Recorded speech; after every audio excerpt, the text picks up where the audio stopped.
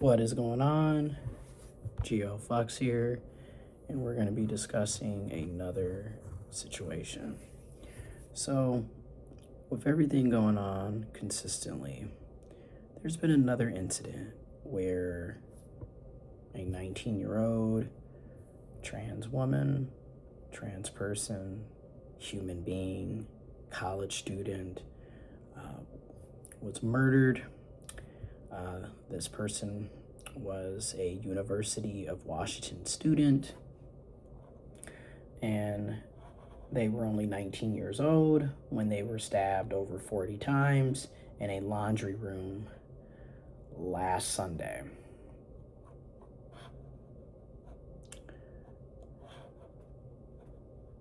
So I just going to give a few kind of background on this again. A student at the University of Washington in Seattle was found stabbed to death in a campus housing building, Seattle police said, and now authorities are searching for the killer. The victim was a 19-year-old transgender woman who was found in a laundry room at about 10 p.m. last Sunday, according to Seattle police. Quote, the circumstances leading up to the murder are under investigation, police said in a statement on Monday. Police said off at the time that officers were actively searching for the suspect, and they described him as a black cisgender male with a beard, 5'6" to 5'8", and tall, wearing a vest with button-up shirt and blue jeans. The university added the suspect is believed to be between the ages of 25 and 30, with a slim build and black hair. Now, that was last week. They have since arrested the alleged suspect, okay? Police did not name the suspect, but said that the 31-year-old man surrendered to Bellevue Police Department on this past Wednesday, which would have been the May 13th, and has been booked into King County Jail for investigation of murder. Again, 19-year-old transgender female victim was found stabbed to death in a laundry room in a housing building on the University of Washington's campus Sunday night. University of Washington President Robert J. Jones said in a statement this past Thursday, which would have been May 14th, quote, I hope the arrest brings some sense of relief to our community, but this arrest does not lessen the profound shock and grief that the victim's loved ones and our campus are still experiencing, or bring back a loved one, promising and talented member of our university. Quote, much is still unknown about what caused this tragedy, and while this development is important, we will be looking closely at the circumstances in which this event occurred as part of our continued efforts to keep our campus community safe. The university remains committed to offering resources for those who need support, including our LGBTQIA plus community during this difficult time. Now,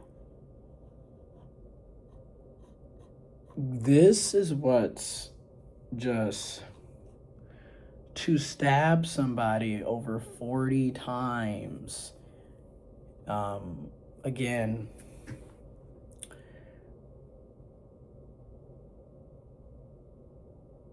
transphobia kills.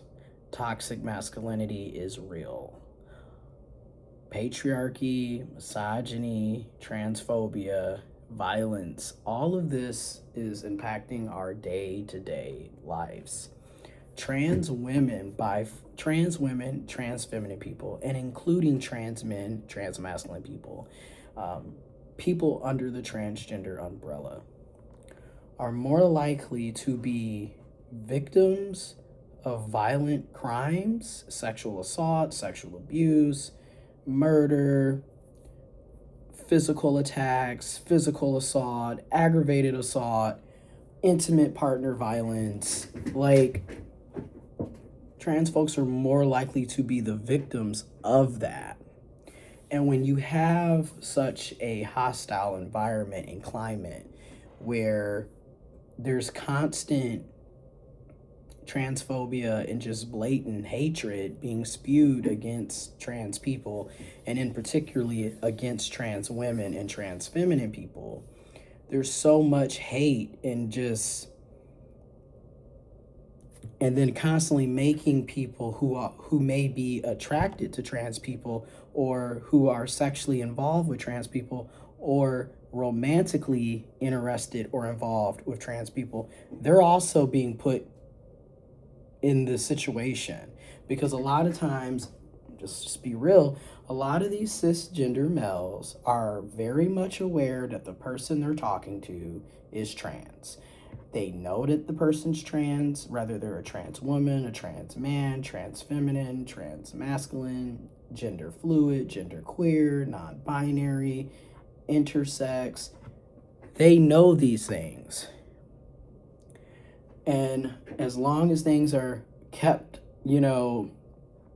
on the quiet, on the DL, if you will, they're completely fine with going along with it.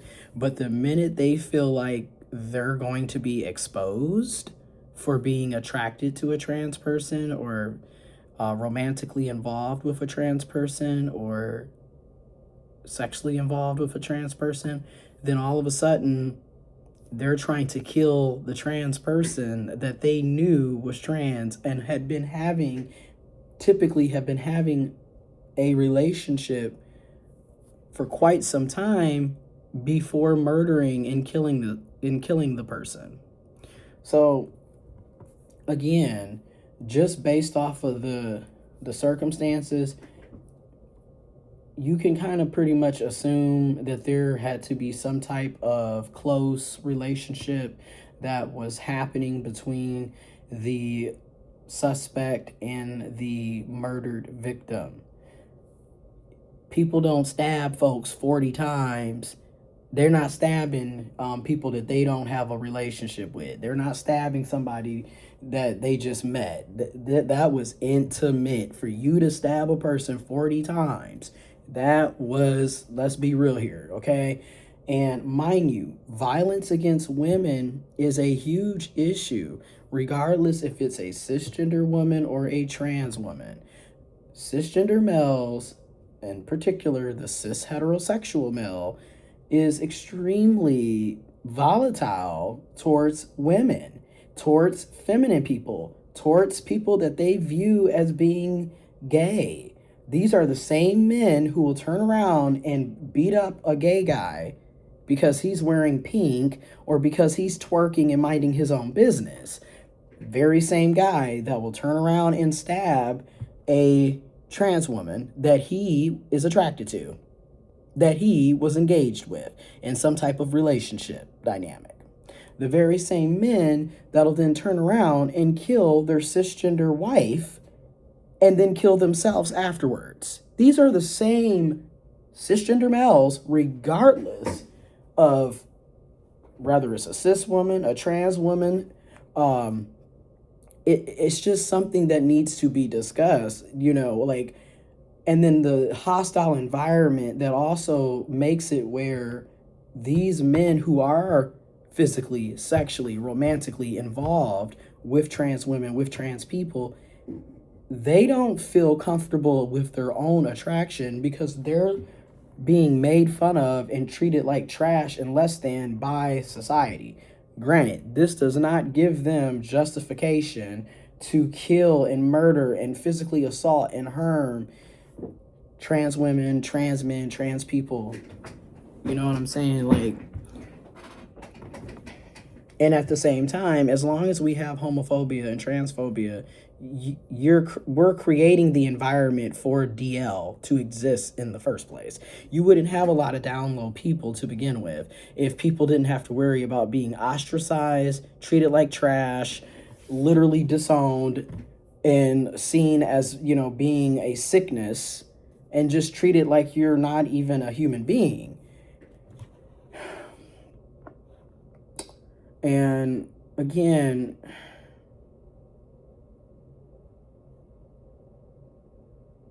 it's just sad because when you look at the numbers, around violence and how it pertains to trans women, It's really sickening and disgusting. There's been so many situations where trans women have been murdered by the very same men that they're cisgender males that they're in relationships with. Like, these are people that they know. The same way that cis women are literally being killed by their sons, their brothers, their uncles, their husbands, their fiancés, their boyfriends. This is an issue that needs to be addressed. And it doesn't help when you have I'm just going to call it, when you have the conservative Republican mega folks constantly spewing all of this, oh, well, trans people are extremists, but it's not extreme for cisgender males to routinely kill their significant others, their romantic partners, their sexual partners. It's not extreme to constantly hear about a cis male murdering, stabbing, shooting, physically assaulting, sexually assaulting someone. And the fact that that is so often the common occurrence. It's that, like, literally, they are literally the usual suspects in every situation, but that's not extreme. Okay, so it's just so, like,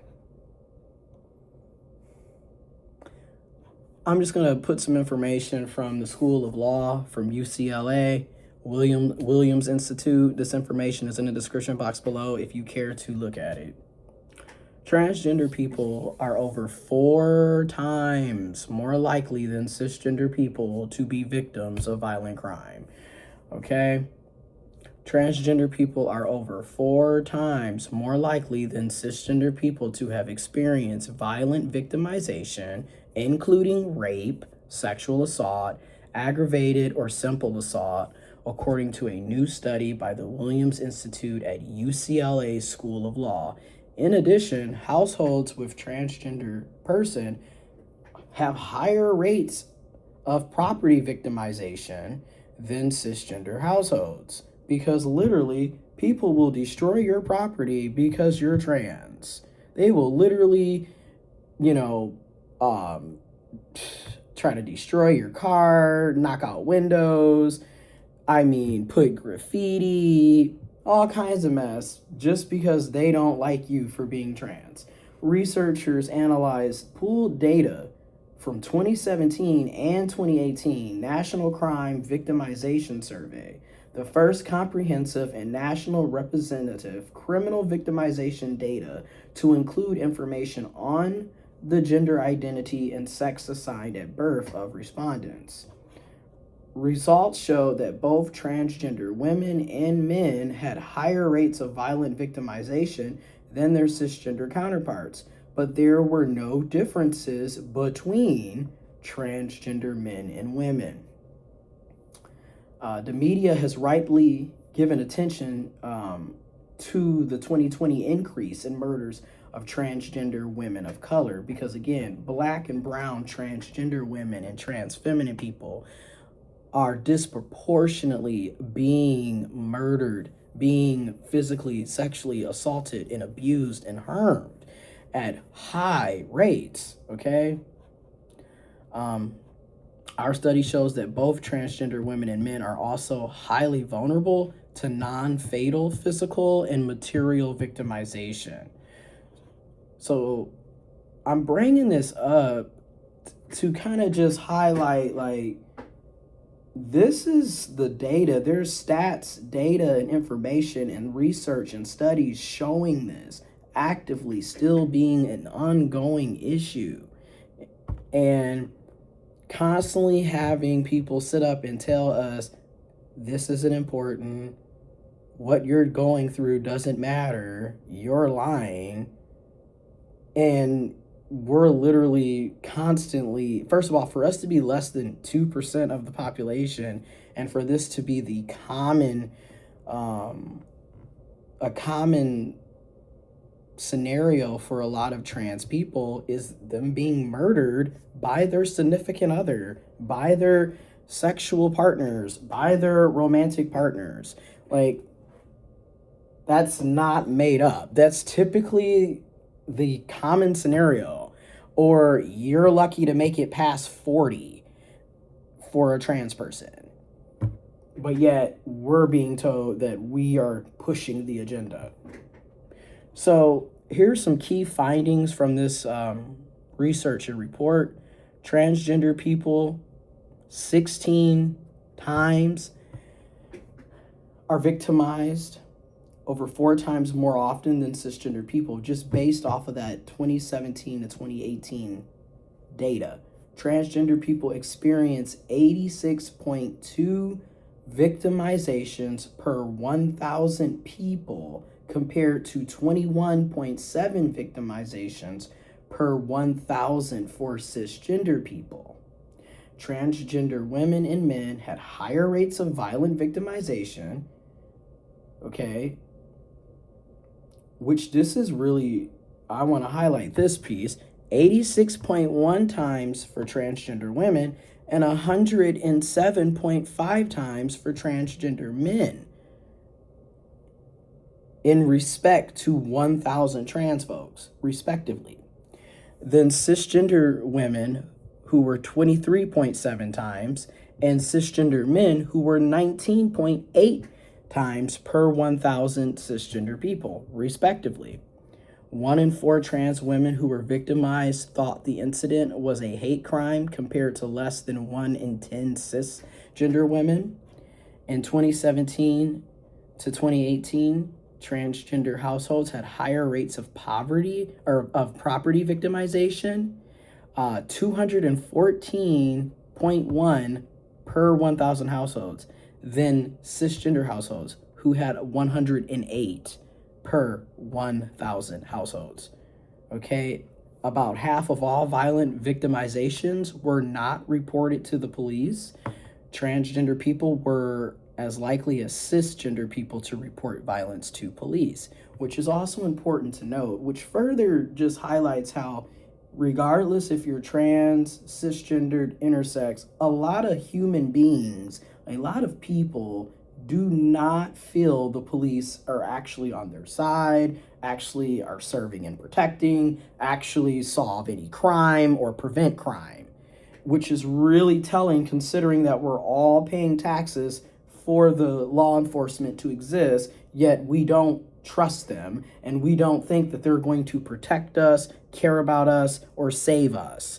That is really telling. People are not making this stuff up. This stuff is out here. This information is here. Information is in the description box below. I will say the fact that the suspect in the situation with the University of Washington student who was sadly stabbed and murdered, that suspect turned himself in. But again, there's like also direct camera footage. So there was, it was only a matter of time before this person was going to get apprehended, because literally there is camera footage showing you were the only one in there. Then on top of that, you're literally looking up at the camera when you see the picture of this. Like, you're literally looking up at the camera. So there's no, it's you're the one who did this. So it's just, wow. So to further discuss this, suspect in fatal stabbing of trans woman, University of Washington student turned himself in. Christopher Michael Lee turned himself in to Bellevue police this past Wednesday. Okay. A man suspected of fatally stabbing a 19-year-old trans woman student at the University of Washington on May 10th turned himself into authorities Wednesday night, which was May 13th. Just hours after the Seattle Police Department released surveillance photos of the suspect in an effort to find him, 31-year-old Christopher Michael Lee turned himself into the neighboring city of Bellevue and was booked into King County Jail for investigation of murder. Jail records confirm that Lee was booked at 6:45 a.m. Thursday morning.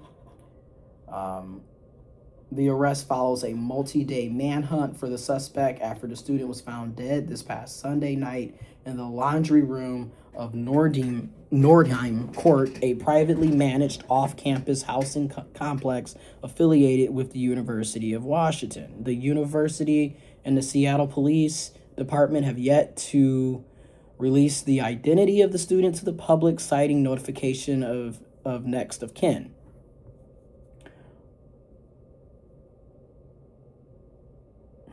It's just